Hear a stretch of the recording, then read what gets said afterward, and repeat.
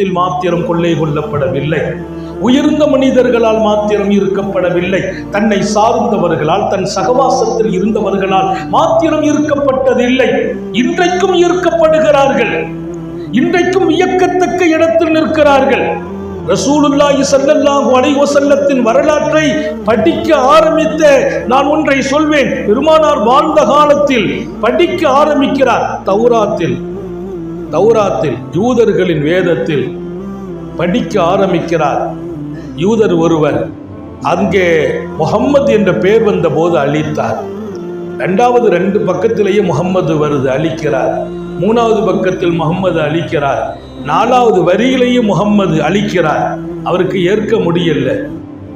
நம்ம வேதம் தௌராத்தில் பக்கத்தில் ஒரு இடமும் நபி அவர்களின் பெயர் தவறாமல் வருவதை தாங்க முடியாமல் அழித்து கொண்டே வந்தார். அடுத்தடுத்து வருவதை பார்த்து அழிக்கிறத நிறுத்திட்டார். ஏன் அழிக்கிறோம், என்ன இருக்குது, என்ன சொல்லப்படுது, கொஞ்சம் சிந்தித்தார், கொஞ்சம் நின்றார், படித்தார். தௌராத்துக்குள்ளே முஹம்மது ரசூலுல்லாஹி ஸல்லல்லாஹு அலைஹி வஸல்லத்தை நிறைய பேர் இன்னைக்கு எதிரியானார்கள் என்றால், நம்மை எதிரியாக காட்டப்பட்டிருக்கிறது என்றால், நம்முடைய உண்மையான முகம் காட்டப்படாமல் மறைக்கப்பட்டதுதான் காரணம்.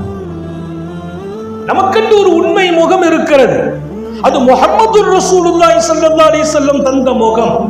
அந்த முகம் நமக்கு இருக்குது. அந்த முகத்தை நம்ம காட்டினாலும் அந்த முகத்தை பத்திரிகைகள் நமக்கு தருவதில்லை, வீடியோக்கள் தருவதில்லை.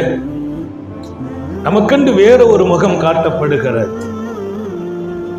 காத்தமுன் நபியின் ஸல்லல்லாஹு அலைஹி வஸல்லத்தின் பேரை பார்த்து 4 இடங்களில் அளித்தவர் அடுத்தடுத்த இடத்தில் சிந்திக்கிறார், யோசிக்கிறார், அர்த்தம் பார்க்கிறார், பொருள் விளங்குகிறார், படித்தவர்களை சந்திக்கிறார்.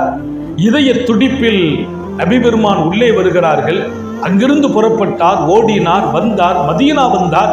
நான் சந்திக்க வேண்டுமே, எங்கே முஹம்மதை என்று கேட்டபோது முஹம்மது ஸல்லல்லாஹு அலைஹி வஸல்லம் மரணித்து விட்டார்கள் என்று சொல்ல, மண்ணில் புரண்டு உருண்டு யார் இன்றைக்கு என்று கேட்டு அன்னலாறு தர்பாரில் கண்ணீர் வடித்து சொன்னார், காண வந்தேன் கை சேதம் அடைந்தேன் என்றார்.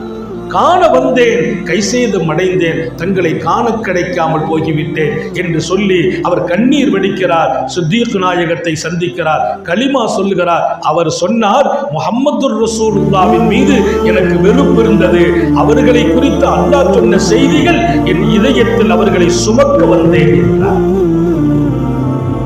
ஈமான் உடையவர்கள் மாத்திரம் அல்ல, இன்றைக்கும் உலகத்தில் மேற்கத்திய நாடுகளில் கைகளில் பெருமானாருடைய சீரத்தை கொண்டு தினமும் நடமாடுகின்ற இளைஞர்கள் உருவாகி கொண்டிருக்கிறார்.